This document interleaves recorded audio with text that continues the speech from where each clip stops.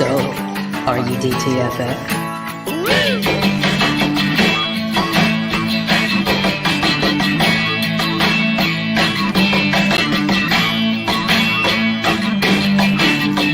Once again, here is Drinking and Talking Fantasy Football with your hosts, Dustin Lunt and Jake Trowbridge.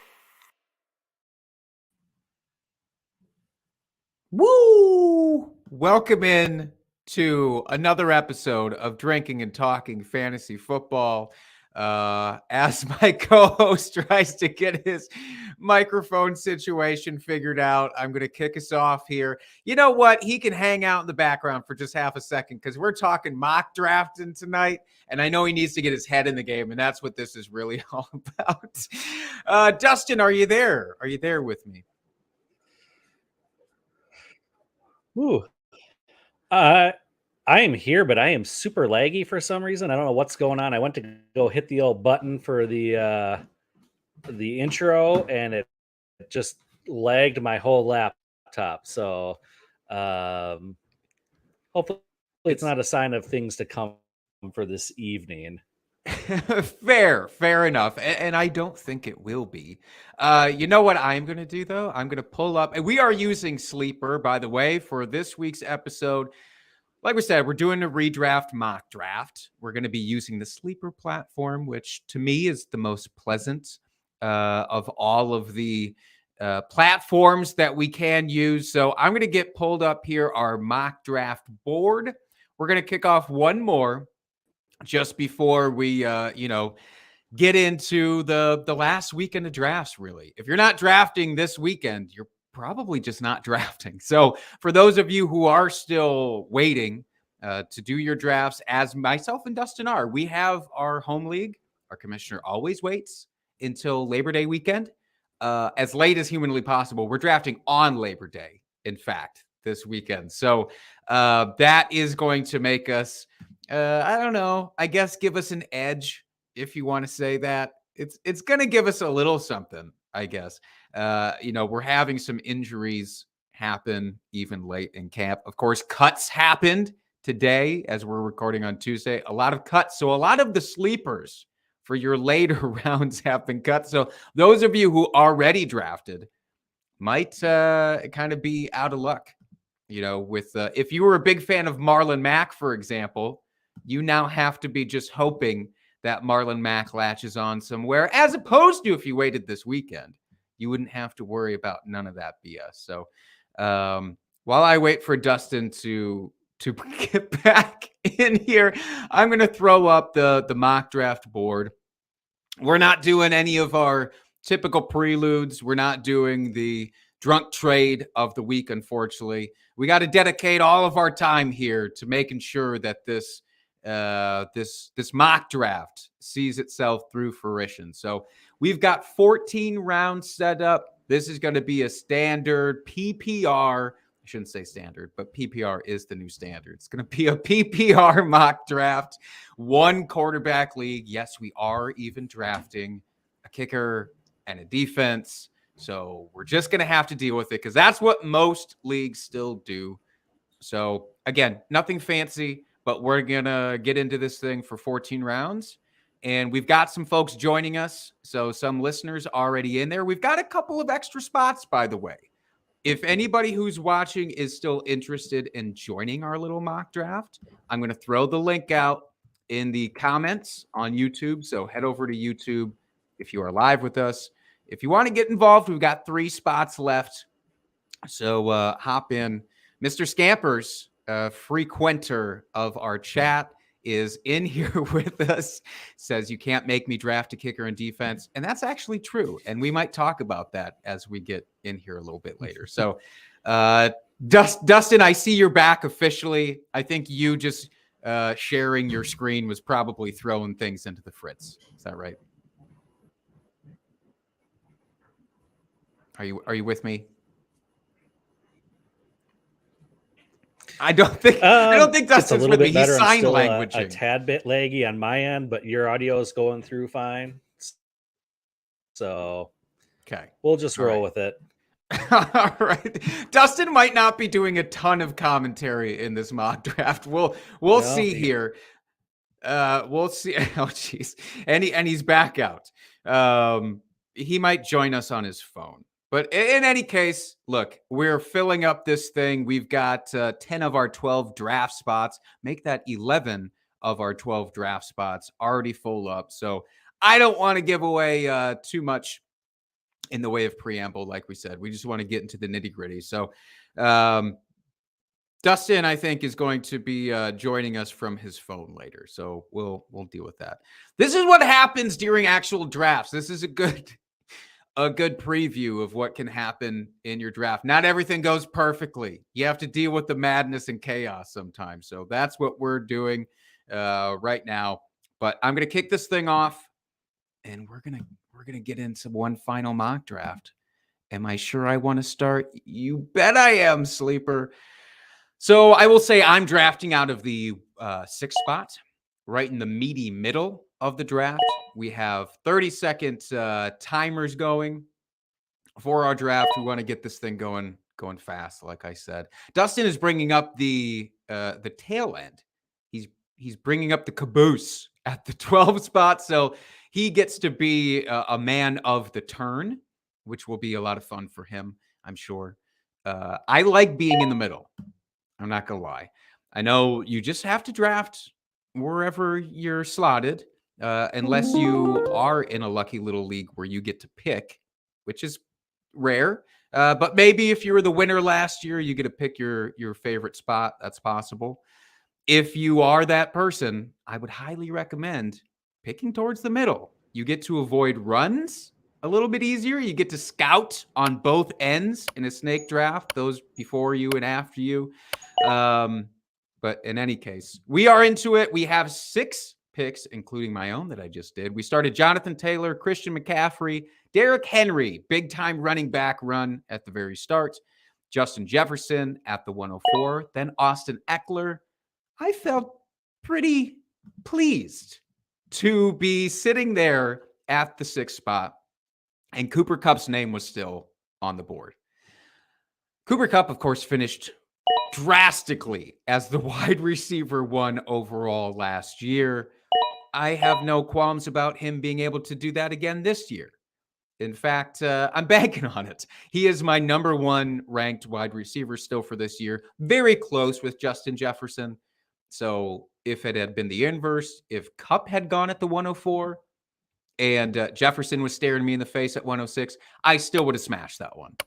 I was at the point where no running backs were really that interesting to me because there is a big teardrop from the top 3 for me. So after myself, it went Jamar Chase, Stephon Diggs, Travis Kelce, Najee Harris, Joe Mixon. Dustin ended up on the clock.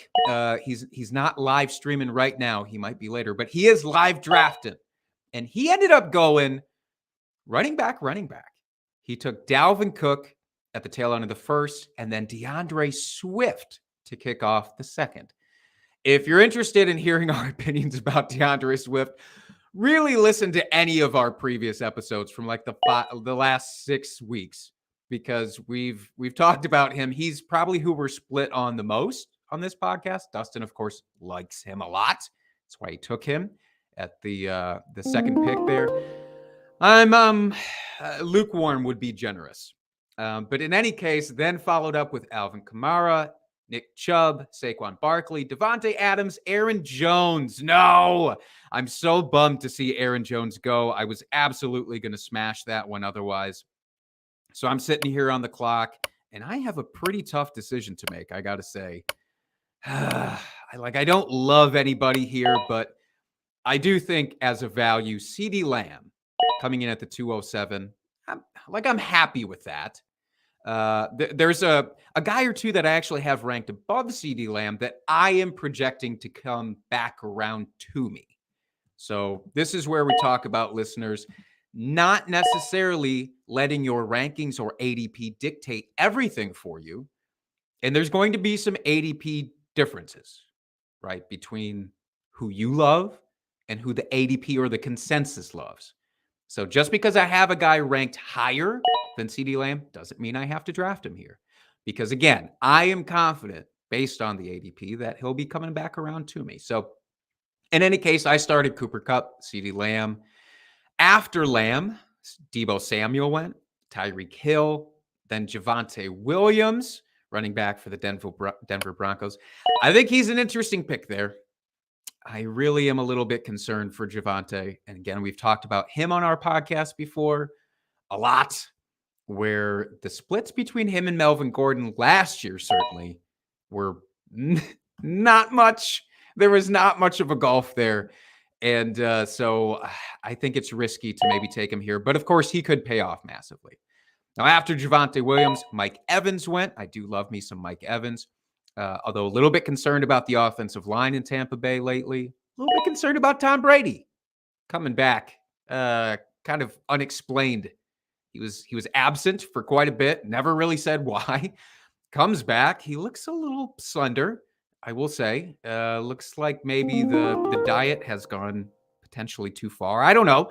But in any case, I have actually two guys that I'd be very, very happy to draft right now. But I was in a mock draft just last night for the Ball Blast Fantasy Football Podcast, and I drafted similarly from the middle. And I ended up doing probably the same technique that I'm going to do here, which is hammer the shit out of wide receivers. T. Higgins was still on the board at the 306. I've mentioned on this podcast, I've mentioned on the Ball Blast podcast, I've mentioned on literally any podcast or any platform that will allow me that T. Higgins to me is a better draft pick than Jamar Chase. Certainly at ADP, I think, but even straight up, I have Higgins just above Chase in my ranking. So if I'm going to get him in the middle of the third round, I'm friggin' stoked for it. But I agree with everything you said, Jake. Look at him back. He comes triumphantly I couldn't let you do the back whole thing into by the yourself. I appreciate that. Well, Dustin, you are almost on the clock again, so I won't pick your brain too much here. I'll let you get ready. I'm going to unmute that too. I don't like that countdown sound. But I do think that there's been some really interesting picks that Dustin and I are going to talk about now that we're back on it. But he is starting off his draft. Dalvin Cook, Deandre Swift.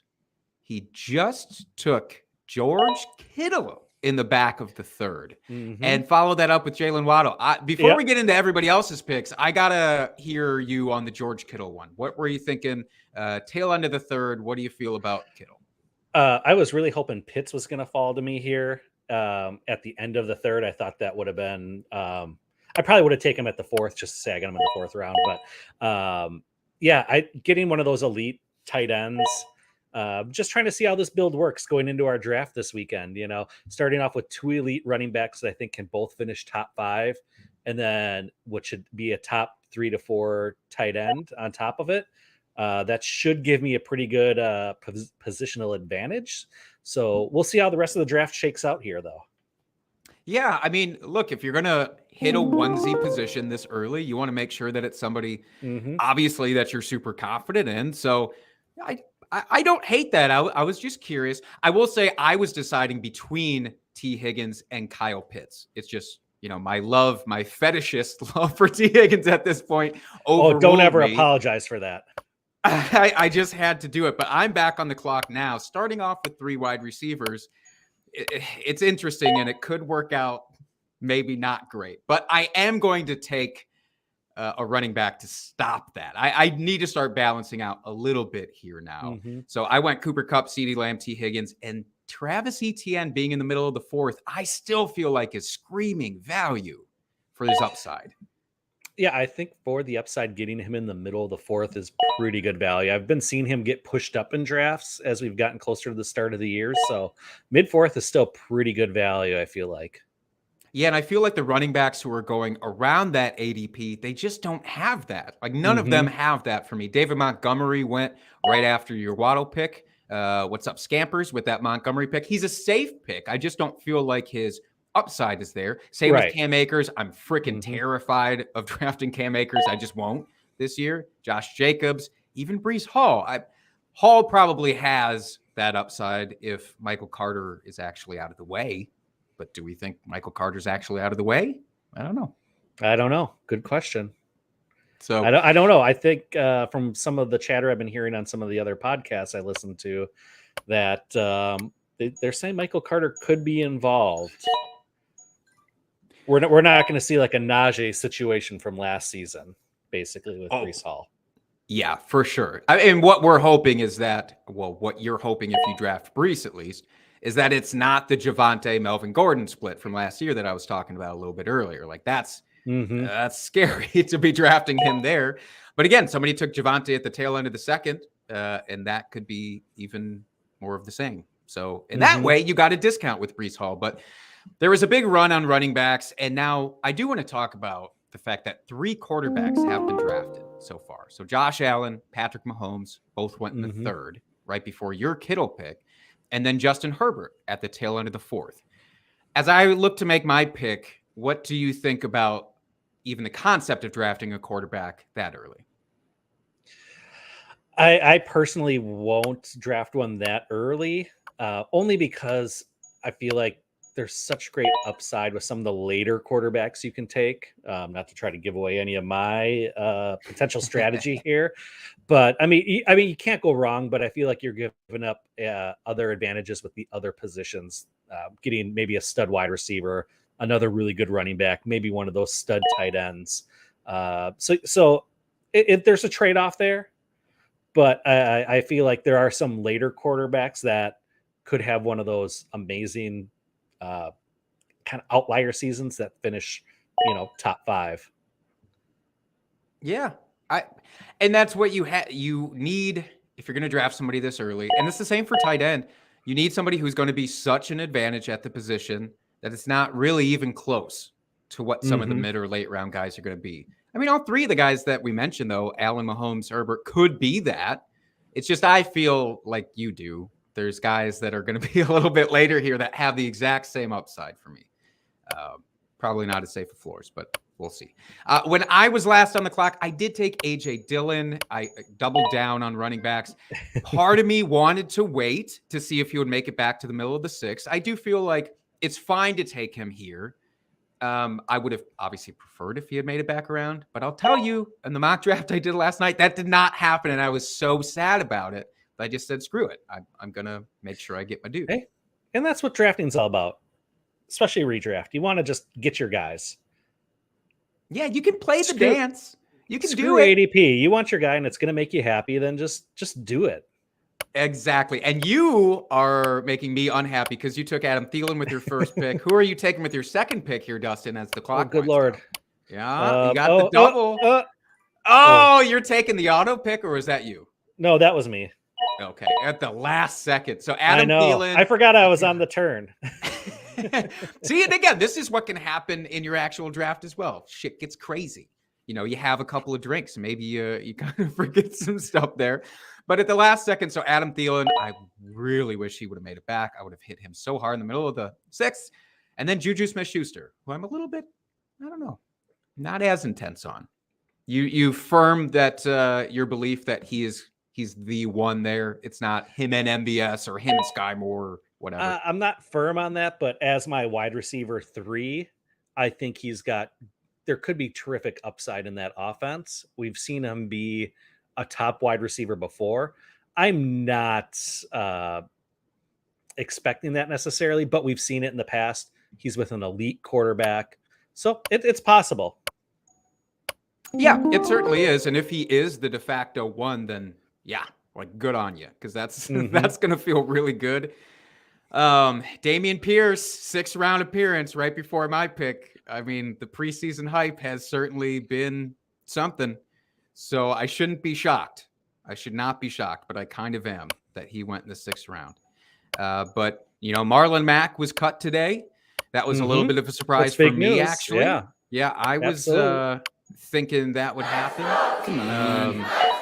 It didn't let me. It didn't let me pick. My app is slow. God damn it. Well, I end up with a quarterback, and now I'm going to have to. And you got and you know what? It's not a bad auto pick because you have the stack with T. Higgins. So you have that going for you. It's certainly not who I would have drafted. Joe Burrow. I don't know why my app froze there. That's unfortunate. But I was going to, I'll give you a little heads up because I don't think he's making it back to you. Well, I know he's not making it back to you because if he's at the turn, I'm going to take him in the next round. Elijah Moore was who I was really hoping to hit there as my fourth wide receiver because I love his upside, even with or without Zach Wilson this year. But instead, I'm sitting there with Joe Burrow. It's fine. It's fine. I don't. It sounds fine. So many other quarterbacks I would have taken above him too. I would have drafted Jalen Hurts. I would have drafted Trey Lance. You know, I'm not in love with Joe Burrow, so that one stings for sure. But in anyways, Chris Godwin went right after me. That's kind of interesting. We don't know for sure how fast of a start he's going to get off to. I thought about taking him. I actually thought about taking him at the turn there after I took Thielen, but ultimately I just wasn't sure about when he's going to get back, and he's going to be elite. He's going to be great, but I just, as my third wide receiver, I want a little bit more security there.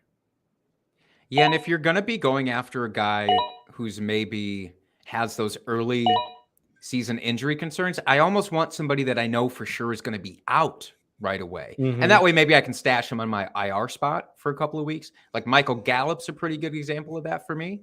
I think I'd rather do that because we know, well, okay, if he's just not going to start, then you don't start him and you don't have to sit and wait and wonder. And hopefully when he comes back, then it's just like full steam ahead. But yeah, Godwin's interesting. Jalen Hurts and Kyler Murray have since gone off the board. I would have taken Kyler Murray over Joe Burrow in a heartbeat as well. So I'm all in my feelings here, Dustin, but I'm not going to let this auto pick for me this time. Shan't happen. Don't tilt, Jake. Don't tilt. I'm tilting already. It's already happened. This is the perfect opportunity to practice not tilting for the draft this weekend. Oh, I'm going to need a lot more practice. All right, I have 10 seconds. I could do this, Dustin. I can do this. This is gross. I don't like this pick, even as the guy who's talked about him more favorably, Amari Cooper. But Amari Cooper in the 7th, I don't know how many wide receivers have gone at this point. He's probably in the 30s, if not closer to 40. I know the start with Jacoby Brissett, it's probably not great, but I don't really trust anybody else there. Maybe David Njoku gets some work. Maybe Kareem Hunt gets the dump offs. I don't know. I feel like that's actually respectable value for him. Yeah, it's not too bad. And as your fourth wide receiver, you're also not expecting him to start necessarily for you. He's more of a flex play, which he's going to be a perfectly good bye-week flex play fill-in for you. Yeah, that's gross. But yeah, I mean, you do have to kind of consider that at this point. Let's talk a little bit about, though, like roster construction here. So we're 7 rounds in. Are you a guy who looks at your starting lineup and says, I want to fill this thing first? I mean, you haven't with the quarterback yet, but that's not even on your radar. I don't care about filling out my roster.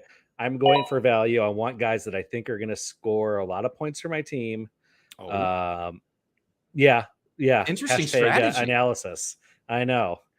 More should do that. It's crazy. I know.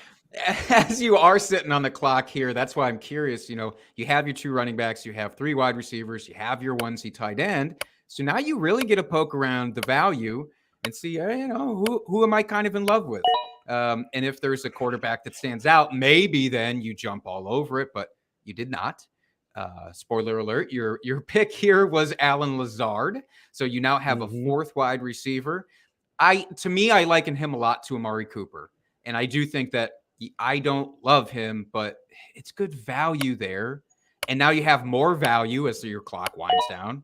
And okay, Ramondre Stevenson, running back for the Patriots. Do you feel confident that he's going to actually get a fair share of the work? I think he can. I think he can. Okay. That doesn't sound very confident, though. I'm not super confident. This 30-second timer at the turn is just really was not a great choice. This is why it pays to pay attention to league settings, by the way. I know. Everybody. I just want to throw that out there.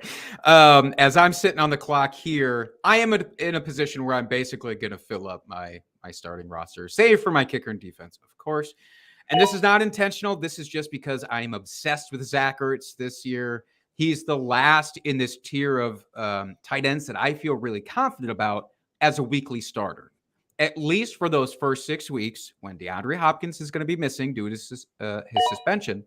It feels like let's start off really hot with him, where I believe or I know that he's going to be awesome out of the gate. And if he fizzles after that, I don't care. I'll drop him and I'll stream the position. But I like the idea of the fast start there. Guys like Hawkinson, Goddard had gone just before that. Dalton Schultz. I don't know. I'm comfortable with my Zach Ertz love there. Drake London went right after me, though. What do you think about Drake London? You were talking about Kyle Pitts earlier and hoping he fell to you. Drake London much later. Any confidence? Yeah, I think where you're taking him here, what is this, the 8th round? Yeah, I mean, when you look at the other wide receivers that are there, I mean, this is where all the rookies are going. You've got Robert Woods, who we love, but coming off an injury. I mean, there's a lot of question marks in this range for wide receivers. So why not take a shot on a guy that doesn't have for an offense that doesn't have a lot of weapons? It's Kyle Pitts and who else? Why not Drake London? I mean, he could be the beneficiary there of a lot of targets. So not a bad pick. Yeah, I think right now this is where you have to look at who you've previously drafted and decide how comfortable you are with those players. Like, did I draft a ton of upside with very shaky floors where I really have no clue week to week what's going to happen?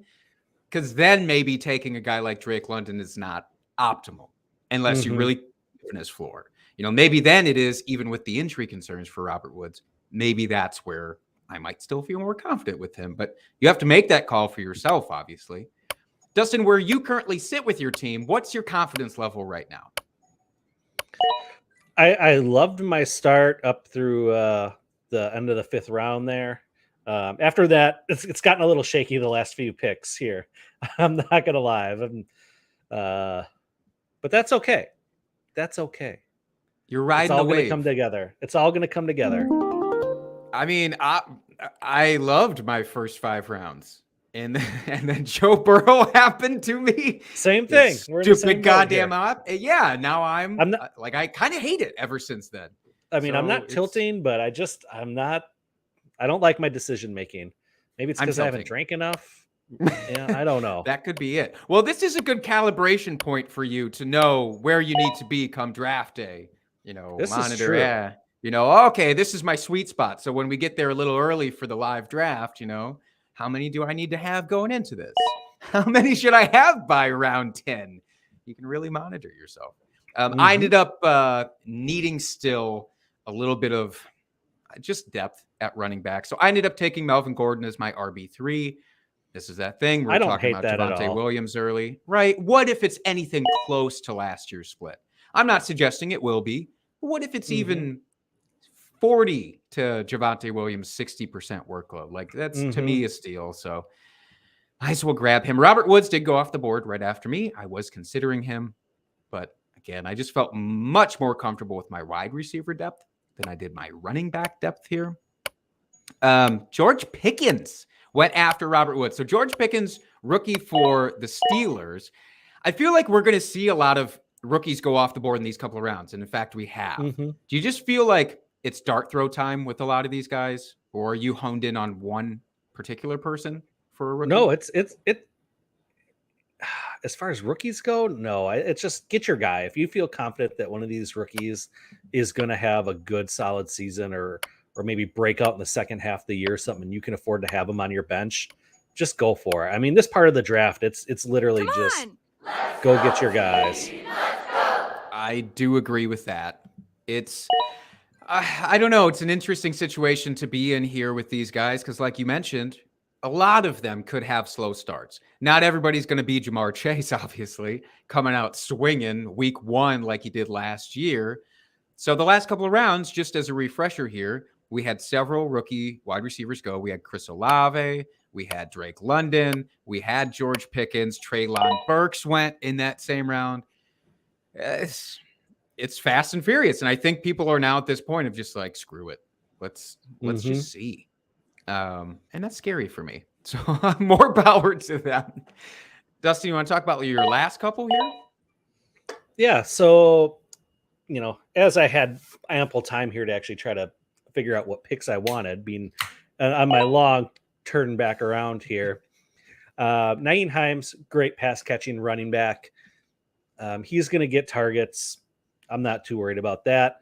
And then with Herbert, he's one of my favorite later round running backs to go after because I think he could be involved. And if for some reason the Montgomery gets injured, which God forbid, we never want that, but he's going to step into an RB1 role. And we saw him flash in his limited action last year. So I think he's a good handcuff to have to pick up someone else's, handcuff. And I think he could still have a decent role this season. I agree. He's almost not even a pure handcuff. I mean, he's not. He has that extra utility for you, but you get the bonus of the injury. It's like pretty clear that he would step into a much larger spot. Not everybody has that. Not everybody is the handcuff that you think they are. So I don't hate that at all. As I'm sitting here, we talked about all the rookies that were going. I went in the complete opposite direction. I took old man Julio Jones in the middle of the 10th round.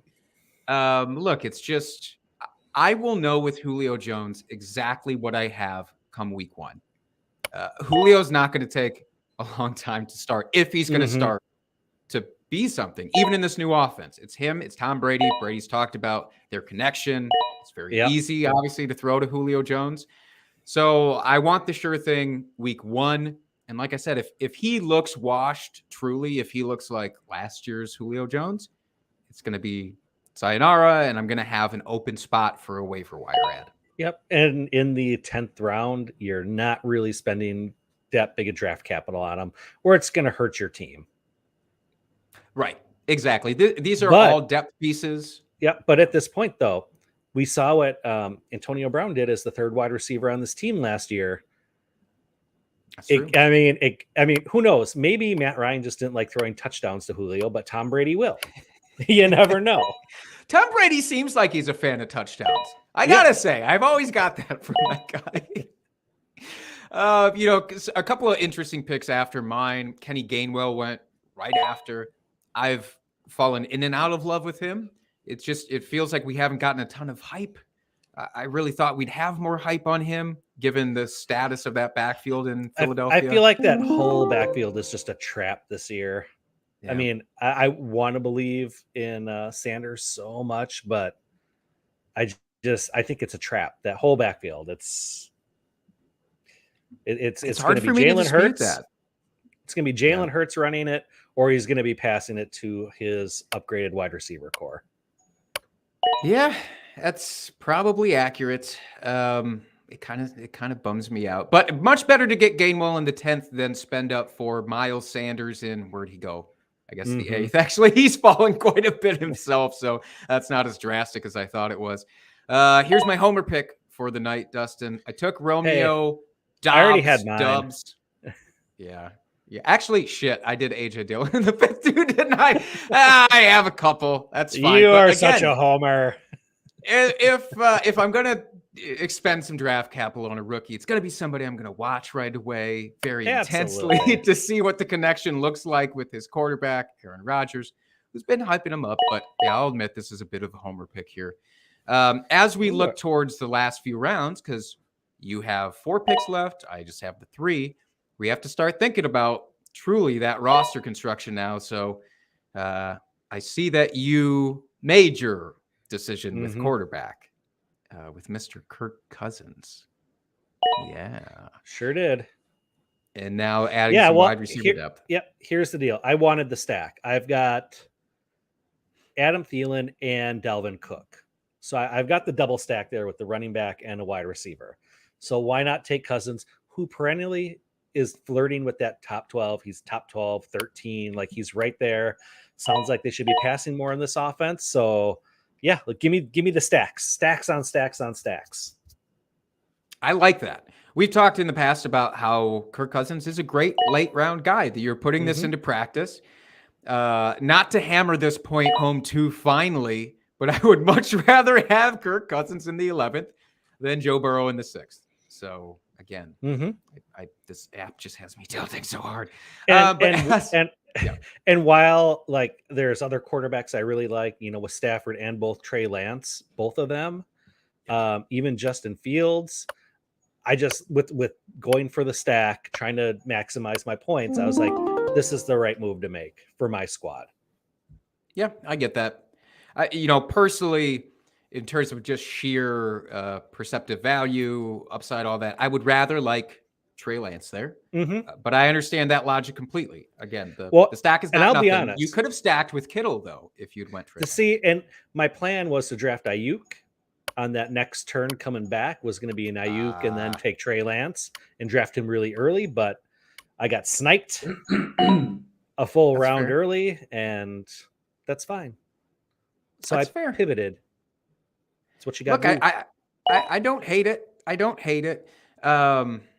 Jacoby Myers as a 12th round pick, I also really like for you. That is just exceptional value. I know he's not the shiny, flashy thing, but it was solid last year. If you need a solid guy, if you're worried at all about that, again, if you have high upside guys, let's take somebody with a little bit of safety, which I think he has. Yep. So, Jake, as we're coming here with the last 2 picks of our mock draft here, are you going to be drafting a kicker in defense since they're available, or are you just going to bypass it saying, yeah, if we go the traditional 16 rounds, I'd be drafting a kicker and a defense there. So I'm just going to pass on that. Well, I'll do you one better here. It's not even about it being a 14 rounder versus a 16 rounder or what the bench depth looks like for this mock draft. In almost every league, save for our weird ass home league where you have a limited amount of pickups and drops, I'm not drafting either. If I'm going to draft one, it'll be a defense. And I'm just going to start with a defense that I think has a good strength of schedule to start, like a really easy to see strength of schedule, then fine. But otherwise, I'm going to wait till right before week 1 to pick them up. I know, obviously, at this point, that's a week, but weird shit happens. And I want to save, some of these guys that I'm looking at that are going to be my last couple of picks, which are going to be maybe some upside guys. I want as much time as possible to make those decisions about if I can keep that guy or if I can cut that guy. I'm sorry. I'll stream kickers. I'll stream defenses, but I want the upside. So that's my logic for drafting Isaiah Spiller in the 12th and now Raheem Mostert in the 13th. Sony Michel was cut from the Dolphins. It's now just Chase Edmonds and Raheem Mostert. Mostert's the guy who came from this system previously that was used in San Francisco. So, look, here's the thing. Is he going to be healthy week 1? I think so. Is he going to be healthy beyond that? No idea. But that's why in the 13th round, I'm comfortable drafting him. Now, are you, as you're coming close to your turn, are you going to be drafting a kicker in defense?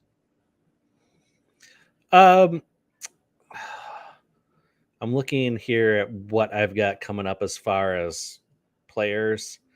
I will probably do that just to fill out my roster. Not because just not seeing anyone no one that's really jumping off the page right at this time. So, and since I have the turn, let's do this.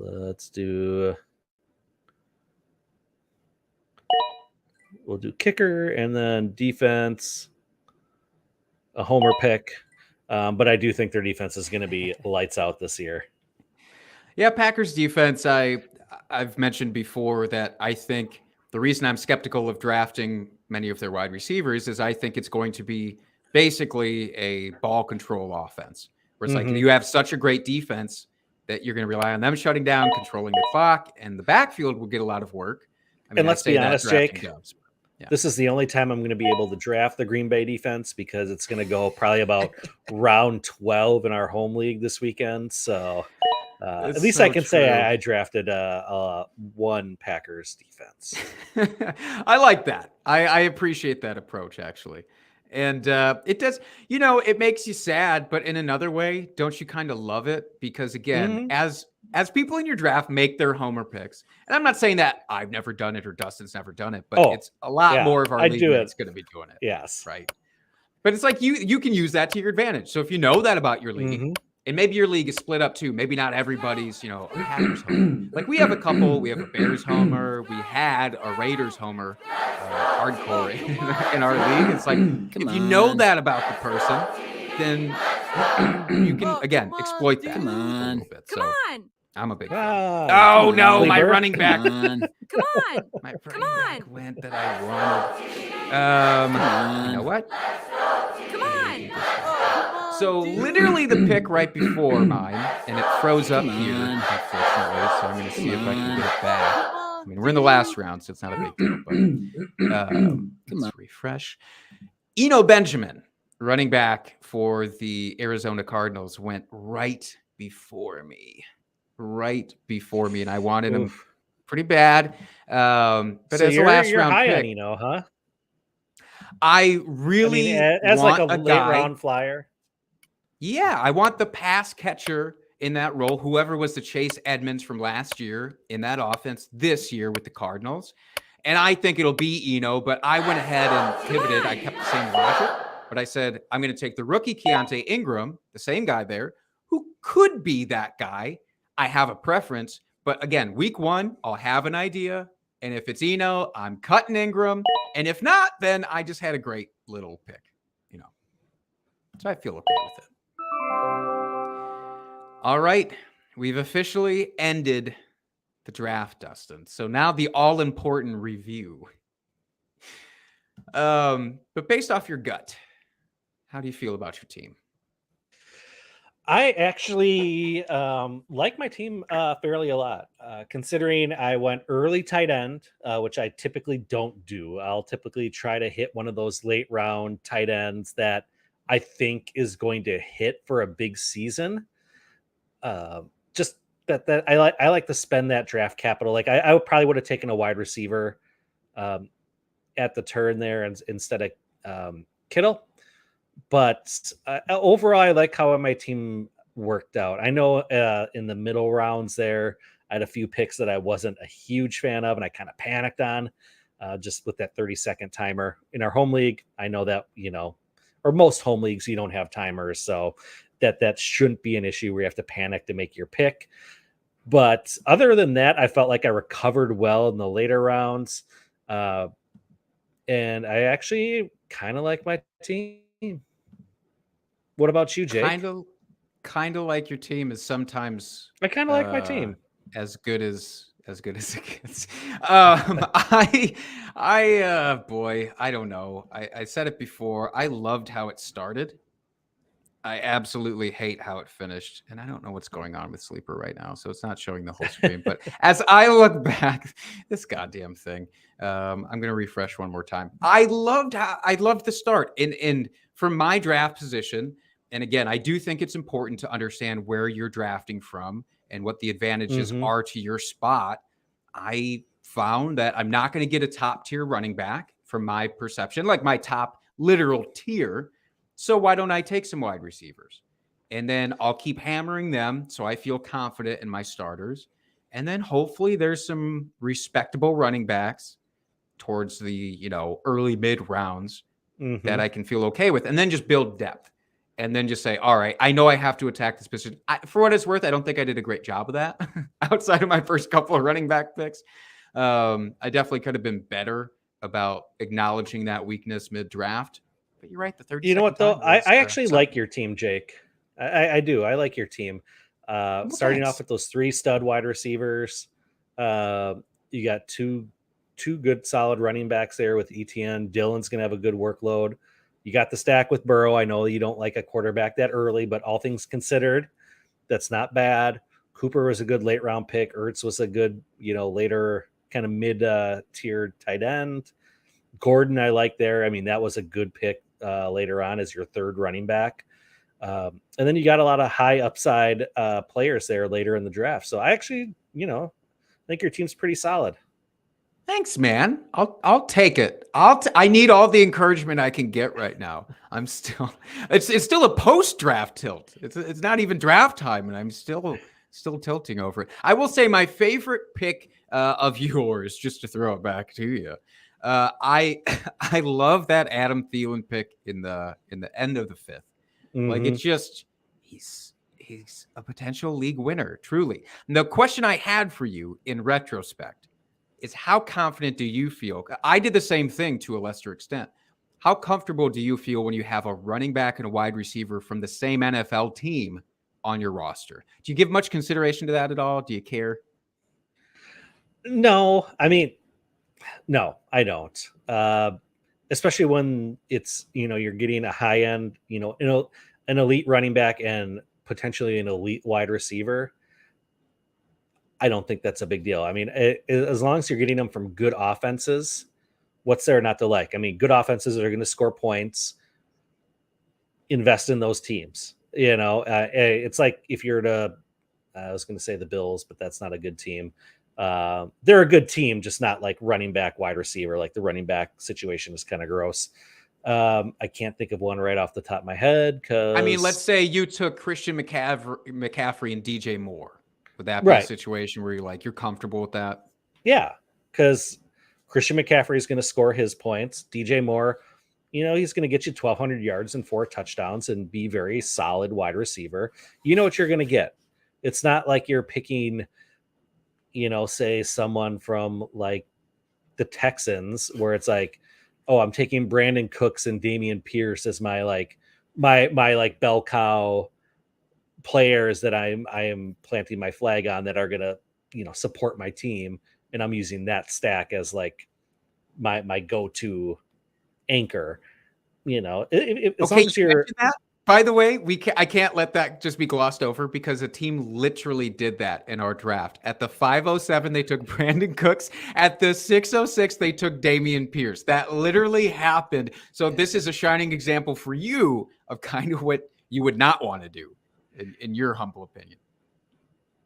But when you look at, let's see, where the screen is very small and my eyes are not very good. Team 5, you said? This was Vid 13 who took them. They were the 7th team on the draft. Oh, 7th team. But they started in round 5 taking Cooks, and then in the 6th round took Pierce. Gotcha. I mean, but when you look at, they got Chase, they got Aaron Jones, Pitts. For sure.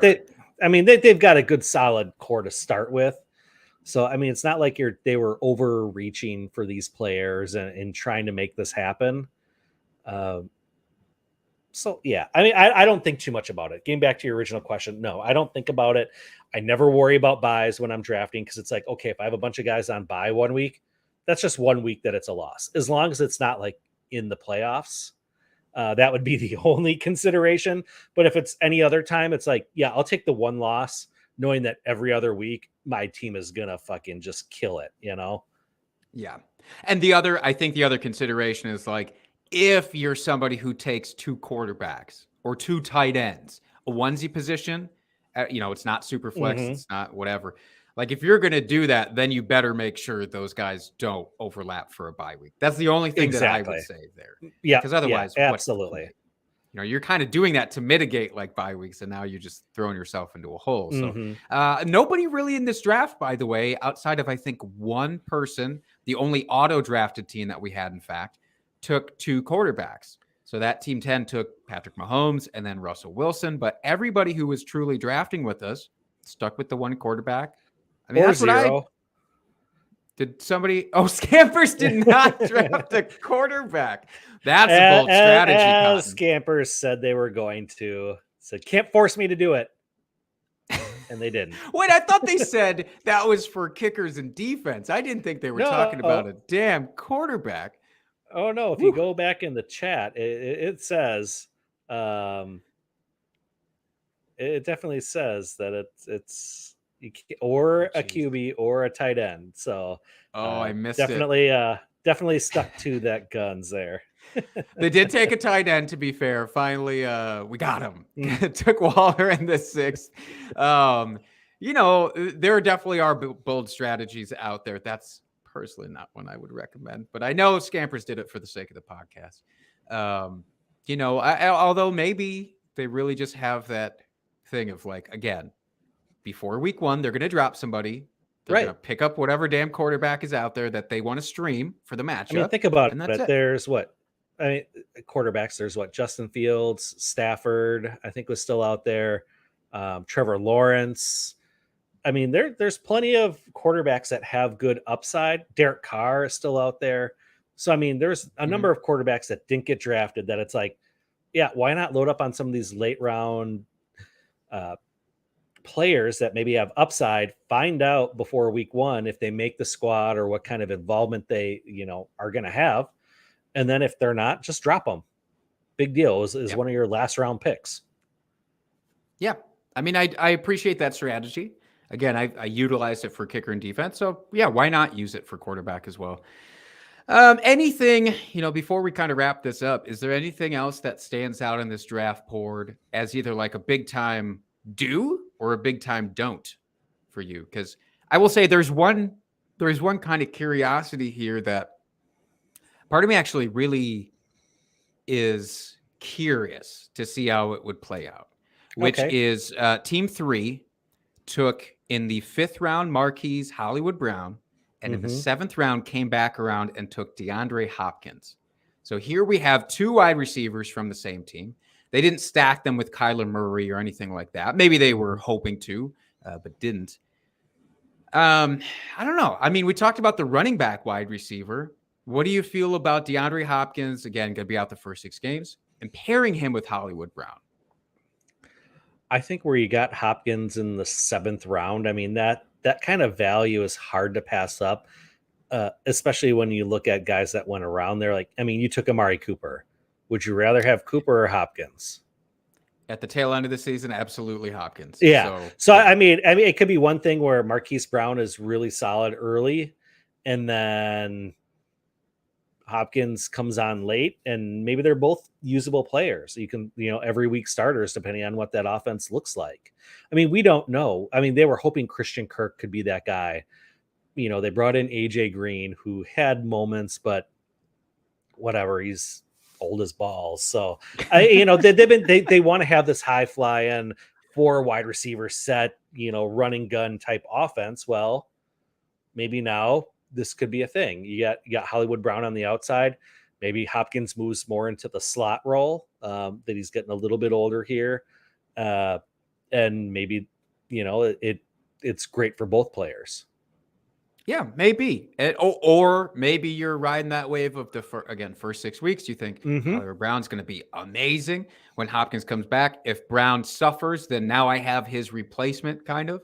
Yeah. It sucks because for Hopkins, because he's suspended, not injured, it's unlikely you can put him into your IR spot. Maybe some leagues will allow that. I doubt that most do. So you really do have to just stash him on your bench.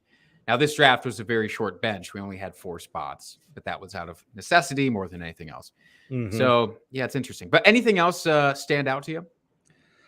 From what I can see, the one that kind of just gives me a little pause, and I've been fading this guy in my head for the last week or so, and that's Mark Andrews, going at the tail end of the 2nd.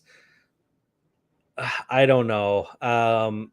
I'm really having second thoughts about this offense, and I know his involvement last year was just due to a big function of there was really no one else. And I know Hollywood Brown was there, and he had a very good season, but I don't know. I like Bateman a lot. I do think that the running game, they're going to rely more on the running game this year, kind of get back to how the offense was built initially, to be more of a ground and pound. If they have running backs to do it. I mean, it seems like they're dropping like flies. They had to add Kenyon Drake onto the roster here today as a late preseason ad, so that's a little concerning. No, it's not. Nobody drafted him, by the way, that I saw. So Kudos to everybody for keeping your head above water. But I prefer Mark Andrews to Travis Kelce, I will say, especially at that ADP. Like, I'd rather Kelce went at the 109. I would rather take Andrews at the 212. I won't take either of them. So I understand your concern, though. Same. Yeah. I don't know. Look, this was a good exercise. That's what a mock draft is supposed to be. We're not heading into a season with this team or these teams, thank God. But we now kind of have some ideas of what not to do. Hopefully our listeners also have some ideas of what not to do, and maybe even what to actually do if we did our jobs right. That's right. All right. We good? Let's wrap this thing up. Let's close this thing down and get everybody ready for their actual drafts if they have them left. Yeah, that's right. Anyone that hasn't drafted yet and is going to be drafting this weekend, like Jake and I are, good luck on your drafts. May all your sleepers and picks come to fruition here, and may your draft board fall exactly how you want. And share with us some of those draft boards. We want to see them. We want to see how good you do. I love seeing all the different home league drafts. People have been posting them, especially this last weekend. Like, I was just loving everyone I saw. It was terrific. I love seeing how different areas home leagues, what the homerism goes with their team or with their league mates. So share those with us. We like to see them. We will post our draft board. How about that?